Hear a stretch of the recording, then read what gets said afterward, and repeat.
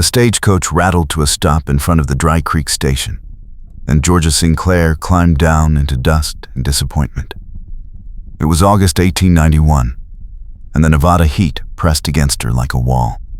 She clutched the telegram that promised a groom and a fresh start, but the man who should have met her was nowhere in sight. Instead, smoke rose from the mesa above town, black and angry against the summer sky. A lean figure in a weathered hat stepped out of the shadow of the station porch, boots scuffing dirt. "You Georgia Sinclair?" His voice was low and careful. She turned to face him and caught her breath. He was maybe 28, with dark brown hair that curled at his collar, hazel eyes that watched her like he was reading a trail, and a jaw that looked like it had been carved from stone. Tan work shirt rolled to his elbows, worn leather vest, dust-streaked trousers, and a cowboy hat tipped back just enough to show his face. He looked tired and tough, and entirely too handsome for a woman who had just traveled 3 days on hope alone. "I am. And you are?" "Earl Coleman. Trapper. Your groom hired me to bring supplies up to his claim last week. He did not come down to meet you because his cabin is burning." Georgia felt her stomach drop. "Burning?" "Someone said it. Saw the smoke an hour ago. If you want answers, we ride now." He gestured to 2 horses tied at the rail, one a sturdy bay mare, the other a rangy sorrel gelding. Georgia had ridden since she was a girl on her father's ranch back in Missouri, but she had never ridden into a fire. She stepped forward anyway and took the bay's reins. "Then let us go." Earl swung into his saddle and kicked the sorrel into a trot without waiting to see if she would follow. Georgia mounted fast and urged her mare after him, her split skirt flaring as they climbed the steep trail out of town. The heat shimmered off the rocks, and the air smelled like sage and smoke. Earl glanced back once, and she saw the corner of his mouth twitch when he realized she was keeping pace. "You ride decent for a city woman." "I am not a city woman. I ran a ranch with my late husband until the bank took it." Earl did not answer, but his shoulders loosened a fraction. They rode hard up the mesa trail, hooves kicking up clouds of pale dust, and within minutes, the smoke thickened. Georgia's eyes stung, and she pulled her shawl up over her nose. Ahead, flames licked at the roof of a small timber cabin perched near the cliff edge. The corral gate swung open and empty. No sign of her missing groom. Earl reined in and dismounted in one smooth motion, already scanning the ground. "Tracks here. 2 riders came through, poured kerosene, lit it, and left fast." "Why would anyone do this?" "Because someone wants the land cheap. Your groom filed a claim on a good spring and a canyon pass.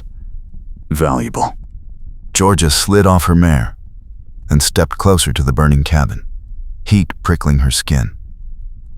Earl caught her elbow and pulled her back. "Too hot. Nothing to save." His hand was warm and firm, and she felt the strength in his grip, even through her sleeve.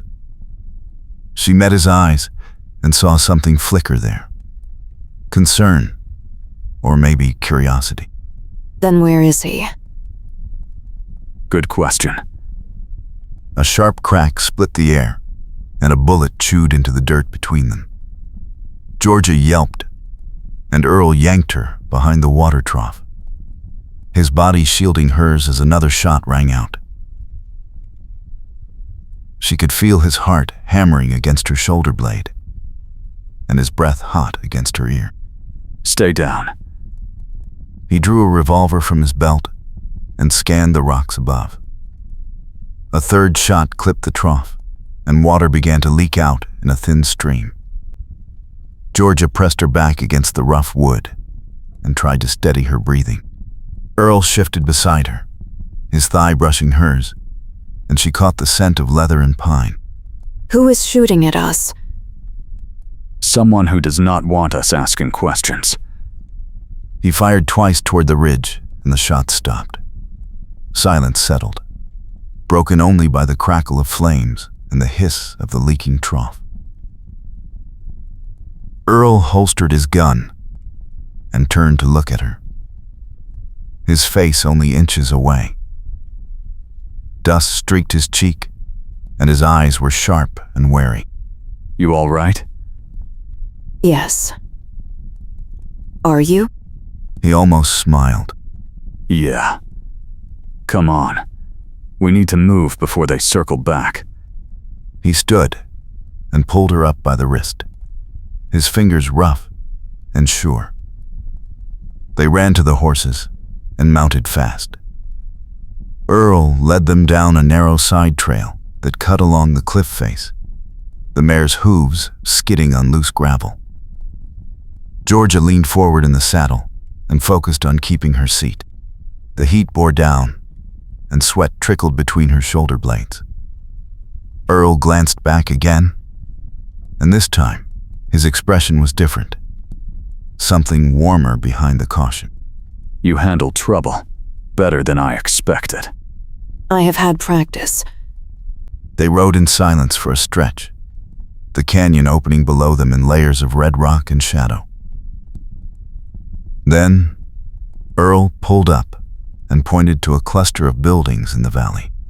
That is Beaumont's auction house. He runs land sales. If someone is buying up claims, he will know. Then we ask him. Careful. Beaumont is slick.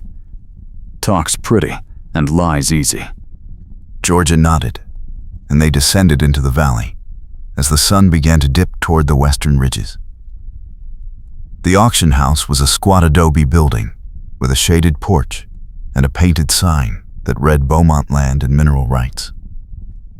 A tall man in a pressed suit stood on the porch, watching their approach. He was maybe 40, with slicked back hair, a narrow face, and a thin scar across his left eyebrow that made his stare look crooked. When he smiled, it did not reach his eyes. Edmund Beaumont. Earl muttered under his breath. They dismounted and tied the horses. Beaumont stepped forward and tipped his hat to Georgia. His voice was smooth as oil. Miss Sinclair, I presume. I heard you arrived. Tragic about your groom's cabin. You heard already? News travels fast in Dry Creek. I handle property transactions here. If you need to settle his affairs, I can help. Georgia felt a prickle of unease. Earl stood close behind her, his presence steady and solid. Where is he? Your groom? No idea. He missed his loan payment last week. I was about to foreclose. Beaumont's smile widened, and Georgia saw the glint of gold on his ring finger. He gestured toward the door. Why do not we discuss this inside? I have paperwork. Earl shook his head. We will stand out here. Beaumont's smile thinned.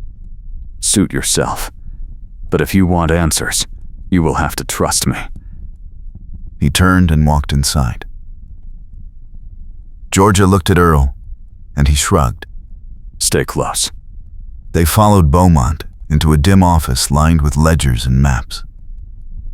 Beaumont shuffled papers on his desk and pulled out a contract. Your groom signed this 3 months ago. He borrowed against the land. Payment was due 2 days ago. He did not pay. The property reverts to me. That is convenient timing. Business is business, Miss Sinclair. Earl leaned over the desk and tapped the contract. Who else has been buying land from you? That is confidential. Earl straightened, and his voice dropped. Try again. Beaumont's crooked stare flicked between them. A consortium. Investors from back east. They are interested in mineral rights. And if people do not sell, their cabins burn? Careful, Miss Sinclair. Accusations like that can be dangerous. Beaumont's hand drifted toward a drawer, and Earl moved faster than Georgia expected, slamming his palm down on the desk. Do not. Beaumont froze, and then laughed. A dry sound. You too are persistent. Fine. I will make you an offer. The land is worth more than the debt. I will buy it from you outright. Cash today. You walk away clean. I am not selling. Then you are a fool. Earl stepped around the desk and grabbed Beaumont by the lapel, lifting him half out of his chair. She said, "No." Beaumont's face flushed, and he shoved Earl back. Get out. Both of you. They left and mounted their horses in silence. The sun hung low, and the heat was beginning to ease.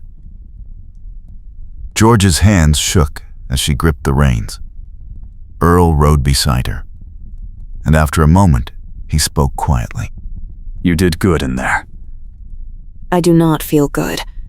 I feel lost. Then we find him. Your groom. Start with his claim. They rode back up the Mesa Trail as twilight bled into the sky. Earl led them to a narrow canyon pass, where a mine shaft gaped like a dark mouth in the rock. A wooden sign nailed to a post read, "Sinclair Claim" in faded paint. Georgia stared at it and felt a flicker of hope. Earl dismounted and pulled a lantern from his saddlebag, striking a match to light it. The flame cast wavering shadows on the canyon walls. Stay behind me. They stepped into the mine shaft, boots crunching on loose gravel. The air was cooler inside and smelled of damp earth and old timber. Earl held the lantern high, and Georgia walked close enough to brush his shoulder. The passage narrowed and turned, and then Earl stopped, so suddenly she bumped into his back. Look. He pointed the lantern at a wooden crate shoved against the wall. Inside were glass photograph plates wrapped in cloth. Earl lifted one carefully and held it up to the light. The image was faint, but clear. Beaumont and two other men standing beside a burning building, torches in hand, faces lit by the flames. Georgia gasped. This is proof. He set the fires. And if he knows we have it, he will come for us. A rumble shook the tunnel and dust rained from the ceiling. Earl grabbed Georgia's arm and pulled her toward the entrance, but a section of timber groaned and gave way. Rocks crashed down, blocking the passage. Georgia's ears rang, and she coughed on the choking dust. Earl yanked her back the other direction, lantern swinging wildly. There is another way out. Follow me. They ran deeper into the mine, the walls closing in, the air growing thin. Georgia's lungs burned, and her boots slipped on the uneven floor. Earl reached back and caught her hand, pulling her along. His grip was strong, and she held on tight. Another rumble shook the shaft, and a beam cracked above them. Earl shoved her into a side passage, just as the ceiling collapsed behind them. They stood pressed together in the narrow space, his chest heaving against hers, her fingers tangled in his vest. The lantern flickered and steadied. Earl looked down at her, and for a moment, neither of them moved. You hurt? No. You? No. His voice was rough, and his eyes searched her face. Georgia could feel the heat of him and the solid weight of his body sheltering hers. She wanted to say something, but the words stuck. Earl swallowed and stepped back, turning to study the passage. This way. They climbed through a twisting tunnel that angled upward, the air growing fresher. Georgia's skirt snagged on a rock, and she stumbled. Earl caught her by the waist and steadied her, his hands warm through the fabric. Easy. I am fine. She was not fine. Her heart was hammering, and her thoughts were a tangle of fear and something else entirely. They kept climbing, and the passage opened into a wider chamber lit by a crack in the ceiling where starlight filtered through. Earl boosted her up, and she scrambled out into the night air, gasping with relief. He pulled himself up after her, and they stood on a rocky ledge overlooking the canyon. The stars blazed overhead, and the air smelled like dust and sage. Earl turned to her, and his face was streaked with dirt and sweat. We need to get that photograph to the sheriff. Will he believe us? He has to. They made their way down the ledge to where the horses waited. Earl helped her into the saddle, and their hands lingered for a heartbeat. Then he swung onto his own horse, and they rode hard toward town. The night was warm, and the wind carried the scent of creosote. George's mind raced. If Beaumont knew they had the photograph, he would not stop until he got it back. Earl glanced over at her, and his expression was tight. When this is over, what will you do? I do not know. Find my groom. Claim the land if it is mine. Start over. Alone? I seen the warned Randant Reckling, one Saunders said. There were place at the time. The war the wind stress with the Pier and Strive. There were the Nuft, a lost Lodsbach. A singular stress. A strong twist in the teaching nine ties. The heated barred fire. I called it tire, but my signed he was petty for a Christ its wisting. I said Elias. The question hung between them. Georgia met his eyes and saw something vulnerable there. Something he was trying not to show. I have been alone before. You do not have to be. Her breath caught. Before she could answer, a rider burst from the shadow of a boulder ahead and fired. Earl jerked his horse sideways and returned fire, his shot wild. Georgia kicked her mare into a gallop, and they raced down the trail, the rider pursuing. Earl shouted over the pounding hooves. We need to lose him. Follow me. He veered off the main trail onto a narrow track that cut along the canyon rim. The ground was loose, and the mare's hooves skidded. Georgia leaned low and trusted the horse.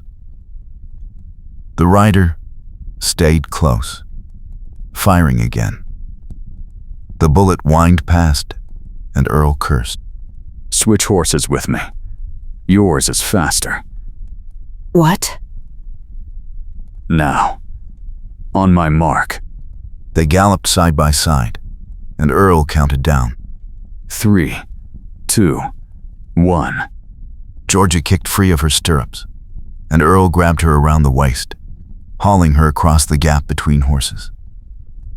She landed hard in his saddle, and he swung onto the bay mare in one fluid motion. The sorrel surged ahead, and Georgia grabbed the reins, her heart in her throat. Earl pulled the mare around and fired twice at the rider, forcing him to veer off. Then he spurred after Georgia, and they rode together into a slot canyon, the walls rising sheer on either side. The passage narrowed, and they had to ride single file. Georgia's pulse thundered, and her hands ached from gripping the reins. Earl called out behind her. Keep going. Do not stop. They burst out of the canyon into open ground and saw the lights of Dry Creek ahead. The rider did not follow. Earl pulled up beside her and they slowed to a walk, the horses blowing hard. Georgia was shaking, and she could not stop. Earl reached over and covered her hand with his. You did perfect. I have never been so scared. You did not show it. She looked at him and saw the firelight of the town reflected in his eyes. Neither did you. I was bluffing.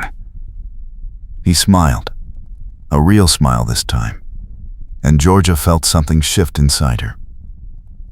They rode into town and tied the horses outside the sheriff's office. The building was dark. Earl knocked and waited. No answer. He tried the door, and it swung open. Inside, the office was empty except for a note pinned to the desk. Earl read it, and his jaw tightened. Sheriff is out of town until tomorrow. Convenient. What do we do?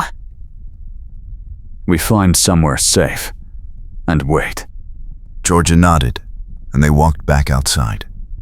The street was quiet, and the air smelled like dust and horse. Earl gestured toward a boarding house across the way. We can get rooms there. One room. The words came out before she could think. Earl looked at her, and his expression went soft. You sure? I trust you. He nodded, and they crossed the street together. The boarding house keeper was a sharp-eyed woman who took their coin and handed them a key without comment. Earl led Georgia upstairs to a small room with a narrow bed and a single window. He set the lantern on the table and turned to face her. The silence stretched. Georgia unpinned her shawl and laid it over the chair, her fingers clumsy. Earl unbuckled his gun belt and set it on the floor. You should sleep. I will keep watch.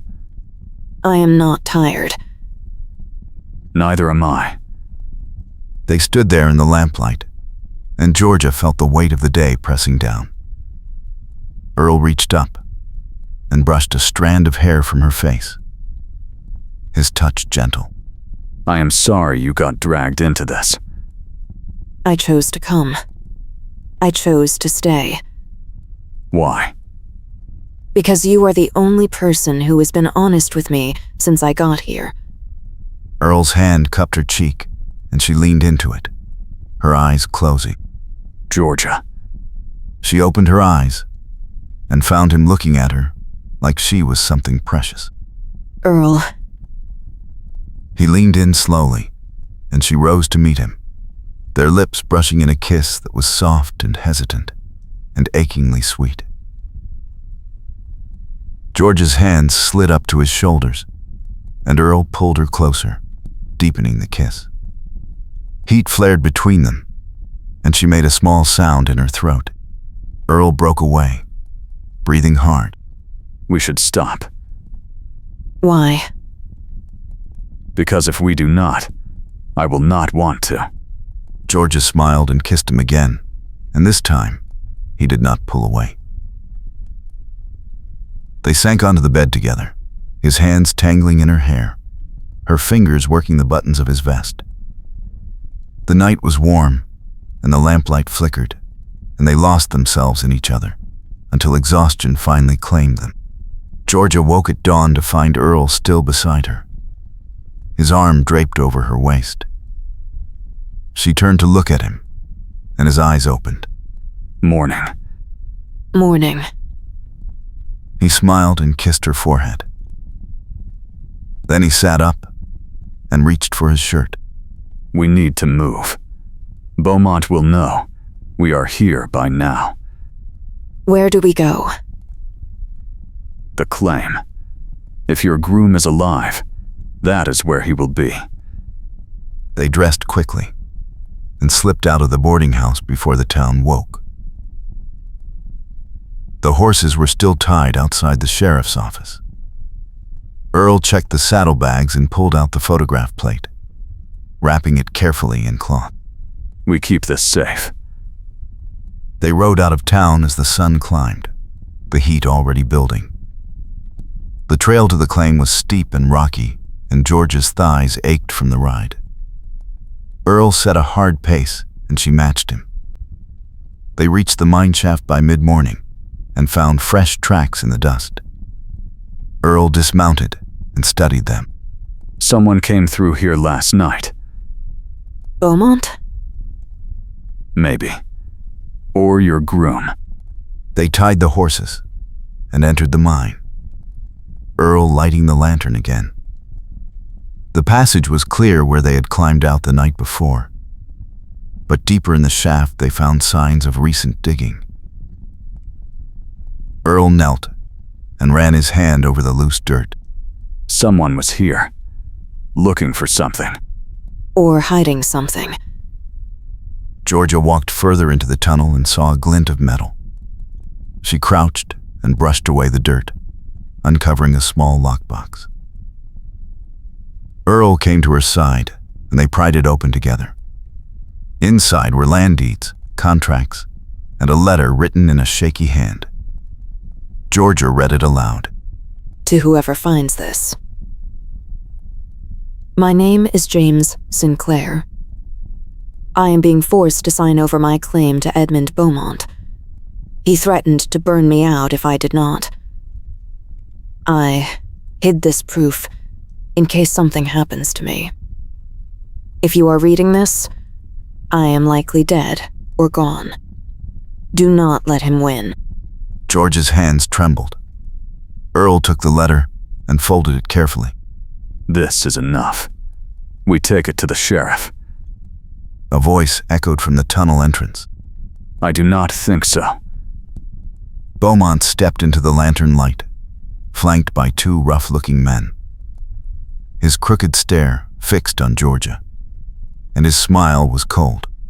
You have been busy, Miss Sinclair. I admire your persistence. But this ends now. Hand over the photograph and the letter. No. Then you will die here. Just like your groom. Earl stepped in front of Georgia, his hand moving to his gun. Beaumont's men drew their weapons. Do not be a hero, Coleman. Too late. Earl fired, and one of the men dropped. Georgia dove behind a crate as bullets ricocheted off the rock walls. Earl returned fire, and Beaumont shouted orders. The second man rushed forward, and Earl tackled him, the two of them crashing into the dirt. Georgia grabbed a loose timber and swung it hard, catching the man across the shoulders. He went down, and Earl kicked his gun away. Beaumont ran deeper into the mine, and Earl pulled Georgia to her feet. Stay here. Not a chance. They chased Beaumont through the twisting tunnels, the lantern swinging wildly. Beaumont turned and fired blindly, the shot going wide. Earl returned fire, and the bullet grazed Beaumont's shoulder. He stumbled and kept running. The tunnel opened into a wide chamber with a vertical shaft that dropped into darkness. Beaumont backed toward the edge, his face twisted with rage. You cannot prove anything. We have the photograph. We have the letter. You are finished. Then we all go down together. Beaumont pulled a stick of dynamite from his coat and struck a match. Earl swore and grabbed Georgia, pulling her back. The fuse hissed, and Beaumont threw the dynamite into the chamber. Run. They sprinted back through the tunnel as the explosion rocked the mine. Timber beams splintered, and the ceiling began to collapse. Georgia's lungs screamed, and her legs burned, but she did not stop. Earl hauled her forward, and they burst out into the sunlight just as the entrance caved in behind them. They stumbled and fell together in the dirt, gasping for air.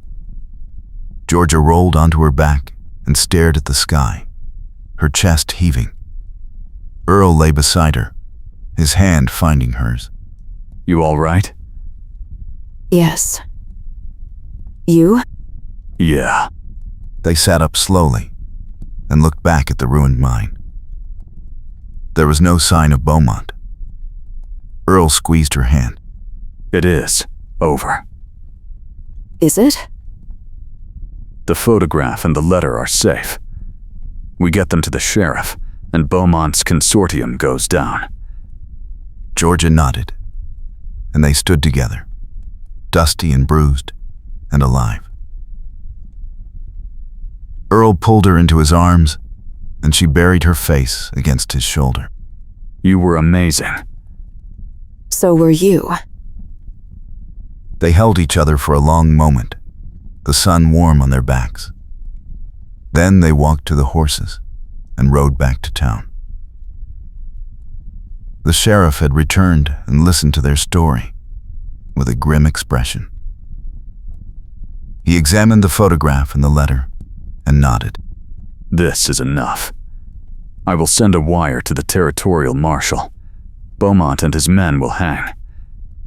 What about the land? If James Sinclair is dead, his claim reverts to his next of kin. That would be you, Miss Sinclair. Georgia looked at Earl, and he smiled. Looks like you are a landowner. Looks like I am. They left the sheriff's office and walked to the corral at the edge of town. The evening light was soft and golden, and the air smelled like hay and horses. Earl leaned against the fence, and Georgia stood beside him, their shoulders touching. What now? I rebuild. Start over. Alone? I seen the warned Randant Reckling. One Saunders said. There were place at the time. The war the wind stress with the Pier and Strive. There were the Nuft, a lost Lodsbach. A singular stress. A strine twist in the teaching nine ties. The heated barred fire. I called it tire, but my signed he was petty for a Christ it's wisting. I Sadelios. She turned to face him and saw the question in his eyes. Not if you stay. I am not much of a rancher. You are loyal and brave, and you saved my life. That is enough. Earl smiled and pulled her close, his hands settling on her waist. Then, I stay. He kissed her, and Georgia wrapped her arms around his neck, the world narrowing to just the two of them. When they broke apart, Earl pulled a folded paper from his pocket. I brought the deed. Figured we could sign it together. Together. They stood side by side under the lantern light and signed the deed, their hands brushing. Georgia looked at the paper and then at Earl, and she felt something settle deep inside her. Thank you. For what? For being here. For not giving up. I could say the same. He kissed her again, and Georgia leaned into him, the future unfolding bright and wide. The stars came out one by one, and the crickets sang, and the world felt new. They walked back to the boarding house hand in hand, and Georgia knew without a doubt that she was exactly where she was meant to be. A deep rumble shook the shaft, and Earl grabbed Georgia's arm. We need to move. Now. Dust rained from overhead, and a support beam cracked with a sharp report. Georgia tucked the plate inside her blouse, and they ran back toward the entrance as the rumble grew louder. A section of ceiling collapsed behind them, filling the tunnel with choking dust. Earl pulled her forward, and they stumbled into daylight just as the entrance buckled inward with a roar of falling rock. They rolled clear and landed in a tangled heap on the rocky ground outside, coughing and gasping. George's hand was still gripping his vest, and his arm was tight around her waist. Someone tried to bury us. Beaumont knows. We found it. He helped her sit up and brushed dust from her hair. his touch lingering at her temple. She met his eyes, and for a moment, the danger faded into something warmer. Then hoofbeats echoed from the ridge above, and they scrambled to their feet. Earl counted 3 riders descending the switchback trail. Georgia pulled the photograph plate from her blouse and held it up.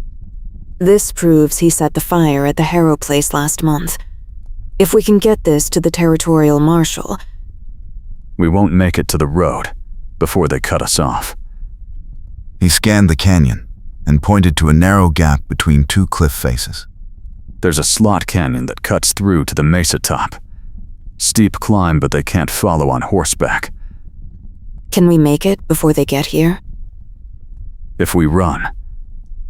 They sprinted across open ground and ducked into the slot, just as the riders reached the canyon floor. Shouts echoed behind them, and a rifle shot cracked off the rock wall. Georgia flinched, and Earl pulled her deeper into the narrow passage, where the walls pressed close on both sides. They moved single file, the space so tight their shoulders scraped stone. Sunlight filtered down in narrow bands, and the air smelled of dry rock and sage. The slot opened onto a chimney climb, and Earl tested the first handhold. I'll go up and pull you after. I can climb. She grabbed a hold and pulled herself up before he could argue. He grinned and followed close behind, ready to catch her if she slipped. They climbed in silence, except for the scrape of boots on stone and the sound of their breathing. Halfway up, George's foot slipped, and she gasped. Earl's hand shot out and braced her boot against a solid ledge. I've got you. She looked down, and their eyes met, his hand warm and steady on her ankle. Thank you. He nodded, and they kept climbing. At the top, they hauled themselves over the edge and collapsed on flat ground, chests heaving. The mesa stretched out before them with Dry Creek's buildings clustered near the far edge. Georgia laughed breathlessly, and Earl turned his head to look at her. What's funny? We're alive. I didn't think we would be 10 minutes ago. He reached over and squeezed her hand. We're not done yet. They reached the edge of town as the sun dipped toward the horizon. Georgia kept the photograph plate tucked safely inside her blouse, and Earl stayed close as they walked down the main street. The saloon doors swung open, and Edmund Beaumont stepped out, flanked by 2 men. He smiled when he saw them, and the thin scar across his eyebrow made his gaze look even more crooked. Beaumont. Earl's voice was flat, and his hand moved toward his belt. Beaumont raised one hand in a placating gesture. We know what you did. We have proof. Beaumont's smile widened. Is that so? Proof of what exactly? The fire at the Harrow Ranch. The photograph caught you setting it. Beaumont's expression didn't change, but his men shifted their weight. You've been buying up land cheap after the owners lose everything. The territorial marshal will be very interested. Beaumont stepped closer, and his voice dropped. You have no idea who you're dealing with. That plate will never reach the marshal. He gestured, and his men moved to flank Earl and Georgia. The street had emptied, and the few townsfolk who remained hurried inside.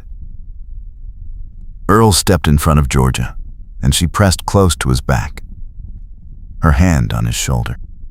A door slammed, and boots thudded on the boardwalk. The territorial marshal stepped into view with his deputy behind him. Beaumont, you're under arrest. Beaumont's eyes narrowed. On what charge? Arson, fraud, and attempted murder. We got a telegram this morning from the land office. They've been tracking the sales. Georgia pulled out the photograph plate and held it up. And we have this. The marshal took the plate and examined it, then nodded. That's him, clear as day. Deputy, take him. Beaumont's men backed away quickly, hands raised. Beaumont's face went hard, and he lunged toward Georgia. Earl caught him with a shoulder, and they hit the ground in a tangle. Beaumont swung wild, and Earl blocked, then landed a solid punch that left Beaumont sprawled in the dust.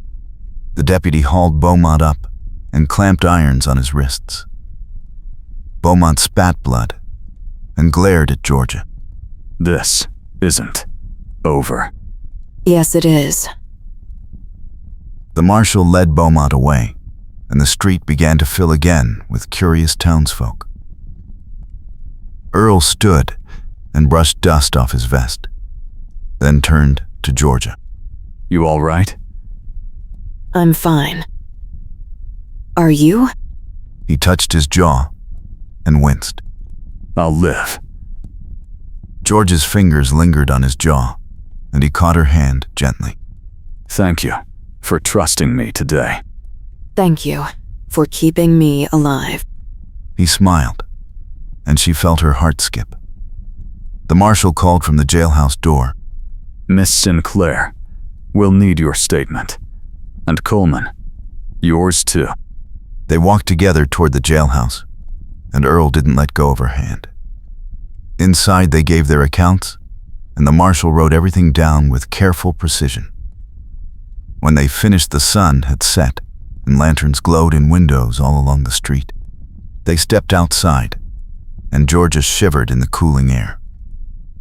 Earl shrugged off his coat and draped it over her shoulders. I can't take your coat. You can give it back tomorrow. She pulled it close and breathed in the scent of leather and sage.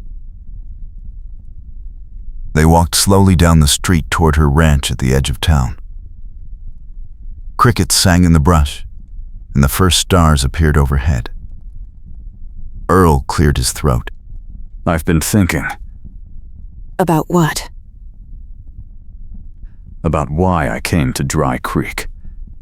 I answered your ad because I needed work. But I stayed because of you. Georgia stopped walking and turned to face him. Earl, I know it's only been a day, but I've never felt like this before. She stepped closer and looked up at him. neither have I. He reached up and tucked a strand of hair behind her ear. Can I kiss you? She nodded, and he leaned down slowly. Their lips met, and the world narrowed to that single point of contact, warm and gentle and full of promise. When they pulled apart, Georgia smiled.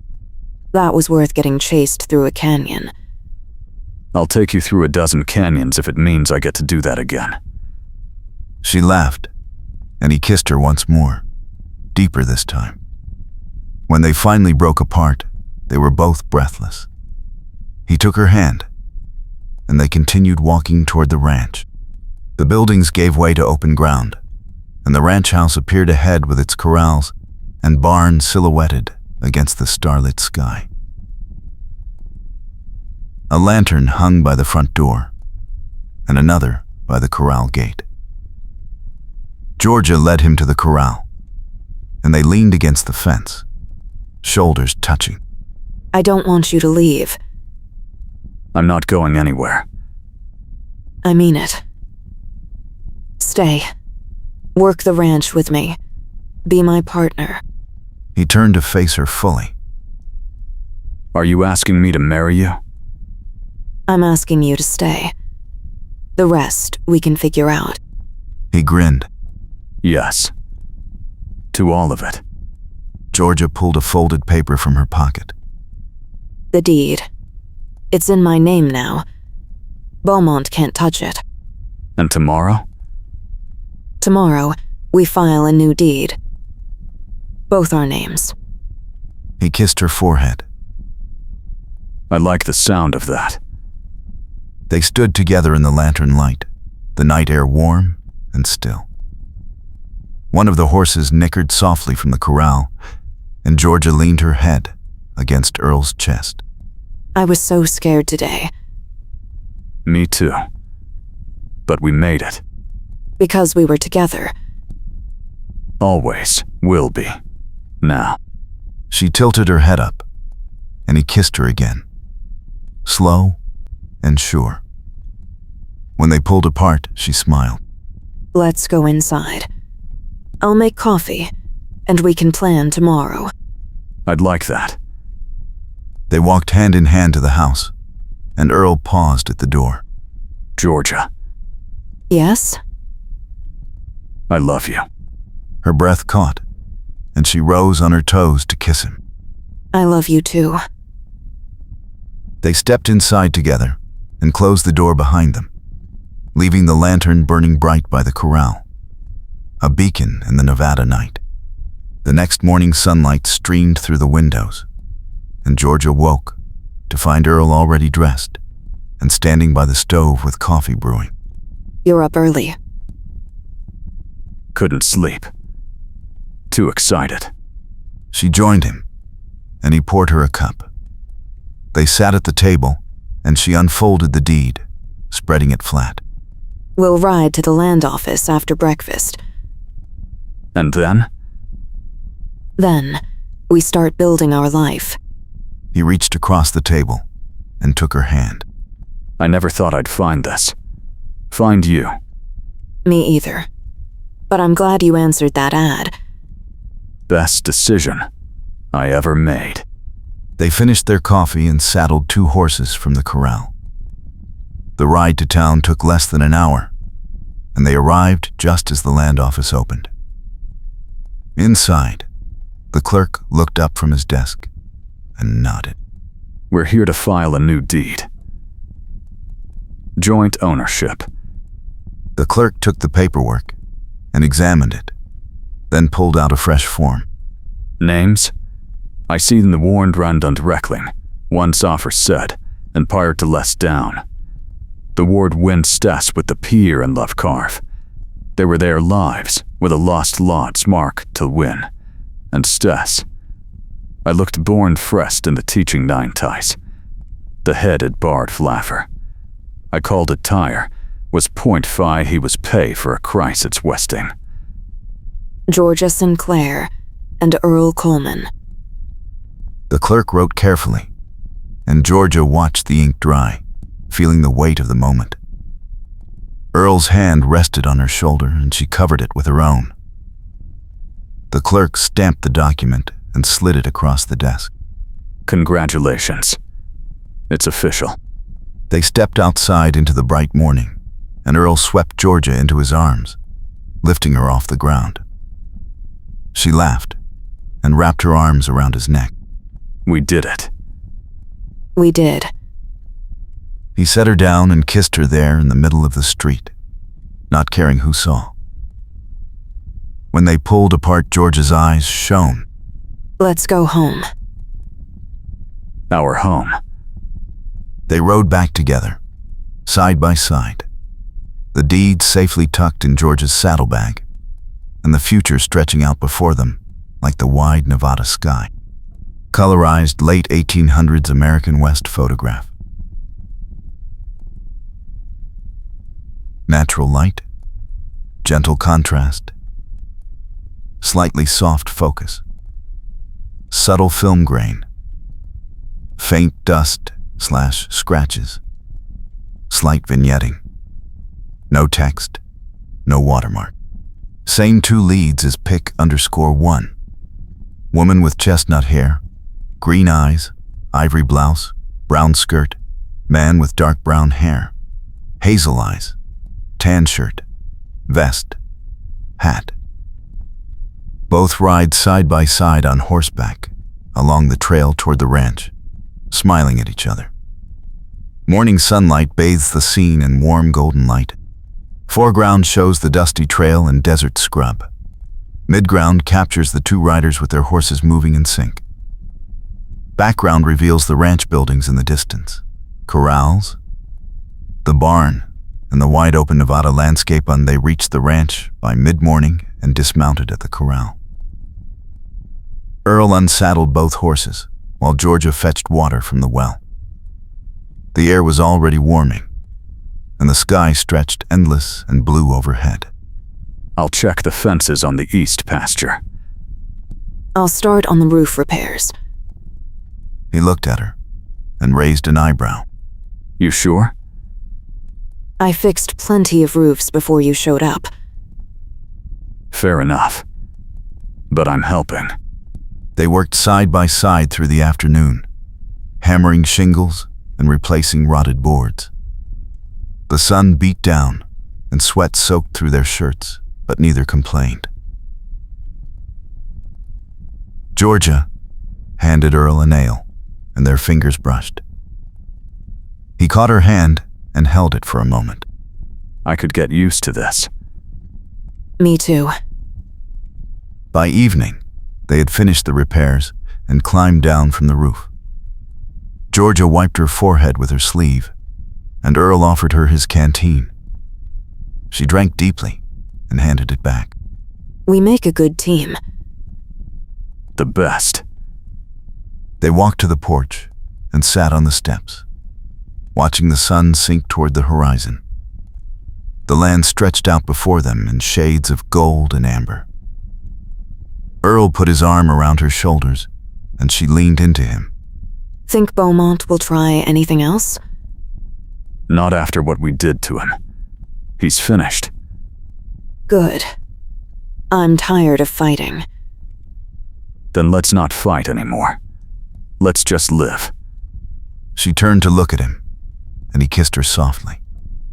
When they pulled apart, the stars were beginning to appear overhead.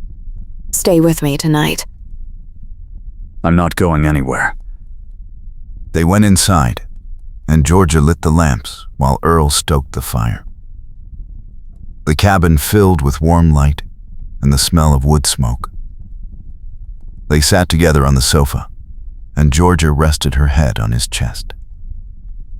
His heartbeat was steady and strong beneath her ear. I love you. I love you too. They stayed like that for a long time, wrapped in each other, in the quiet peace of home. Outside, the wind whispered through the sage, and the night settled over the land like a blanket. Georgia closed her eyes and felt the last of her worries slip away. Earl's arms tightened around her, and she knew with certainty that they had found what they were looking for. Not just a ranch or a piece of land, but a life they could build together. A future worth fighting for. What are you thinking? That I'm glad you're here. That I don't want to do this alone anymore. You won't have to. I'm here. Always. She lifted her head and kissed him again, deeper this time, and he pulled her closer. The fire crackled, and the lamps cast dancing shadows on the walls. When they finally pulled apart, Georgia smiled. Let's make a plan. For the ranch. For everything. All right. What do you want to do first? Fix the barn. Expand the corrals. Maybe buy a few more head of cattle. Sounds good. We'll need help come spring. We'll hire hands. Build it up slow and steady. Together. Together. They talked late into the night, planning and dreaming, their voices soft and full of hope. When the fire burned low, Earl added more wood, and Georgia made coffee. They sat at the table with mugs warming their hands, and the deed spread out between them. I never thought I'd find this. A place to belong. You belong here. With me. I know. He reached across the table and took her hand again. She squeezed his fingers and smiled. We're going to make this work. I know. We will. The night deepened, and eventually they went to bed, curled together under thick blankets. Georgia listened to Earl's breathing slow and steady beside her, and felt a peace she hadn't known in years. The ranch was theirs. The future was theirs. And they had each other. That was enough. More than enough. It was everything. Morning came with pale sunlight streaming through the cabin windows. Georgia woke to find Earl already up, standing by the window looking out over the land. She slipped out of bed and joined him, wrapping a shawl around her shoulders. What are you looking at? Just thinking about all the work ahead. We'll get it done. One day at a time. I know. It just feels big. It is big. But we're not alone anymore. He turned and pulled her into his arms. She rested her cheek against his chest and breathed in the scent of wood smoke and leather. I'm glad I found you. Me too. They stood like that for a while, watching the sun climb higher and the shadows shift across the valley. Then Georgia pulled back and smiled. Come on. Let's have breakfast and get to work. They ate quickly, scrambled eggs and leftover biscuits, then headed outside. The morning air was warm and dry, carrying the smell of sage and dust. Earl walked to the barn and examined the sagging roof while Georgia checked the fence line near the corral. She found 2 broken posts and marked them with stones. We'll need new timber. I'll ride to town later and see what's available. They worked through the morning, patching what they could and making lists of what they needed. By noon, the sun was high and fierce. Georgia wiped sweat from her forehead and looked over at Earl, who was hammering a loose board back into place on the barn door. Let's take a break. Good idea. They sat in the shade of the porch with cold water from the well. Georgia pulled off her hat and fanned herself. It's going to be a long summer. Worth it, though. Definitely. Earl leaned back against the post and closed his eyes for a moment. Georgia watched him, feeling a surge of affection. He looked tired, but content. You know, I never imagined my life would turn out like this. Better or worse? Better. Much better. He opened his eyes and grinned. Same here. They finished their water and got back to work. The afternoon stretched long and hot. Earl rode to town and returned with a wagon load of timber and nails. Georgia helped him unload, and they stacked the wood near the barn. By evening, they were both exhausted. They washed up and made a simple supper of beans and cornbread. Tomorrow, we start on the barn roof. And the fence posts. We'll get it done. They ate slowly, savoring the quiet and the cool evening air. When the dishes were cleared, Georgia stepped outside and looked up at the stars. Earl followed and stood beside her. Beautiful night. It is. He slipped his arm around her waist, and she leaned into him. I'm glad we're doing this together. Me too. I can't imagine it any other way. They stood there until the stars filled the sky, then went inside and settled by the fire. Georgia pulled out a book and read aloud, while Earl whittled a piece of wood into a small carving. The lamplight flickered softly, and the cabin felt warm and safe. What are you making? A horse. For the mantle. That's sweet. Figured we need something to mark the start of all this. Georgia smiled and set down the book. She moved closer and watched his hands work. You're good at that. Learned from my father. He could carve anything. Will you teach me? Sure. Anytime. They stayed up late, talking and laughing, the weight of the past few days finally lifting. When the fire burned low, they banked the coals and headed to bed. Georgia curled against Earl and closed her eyes, feeling grateful and hopeful. Good night. Good night. Sleep came easy and deep. The next morning they woke early and got straight to work on the barn roof. Earl climbed up with the new timber, while Georgia handed him nails and boards from below. The sun climbed steadily, and the heat built. Pass me another board. Georgia lifted one, and he pulled it up. They worked in rhythm, barely needing words. By midday, the worst of the damage was repaired. Earl climbed down and surveyed their work. That'll hold. Good. Now the fence. They moved to the corral and replaced the broken posts, digging deep and tamping down the dirt. It was hard work, but satisfying. By late afternoon, the fence stood strong and straight. Georgia wiped her hands on her skirt and grinned. We're getting there. Slowly, but surely. They walked back to the cabin together, tired, but pleased.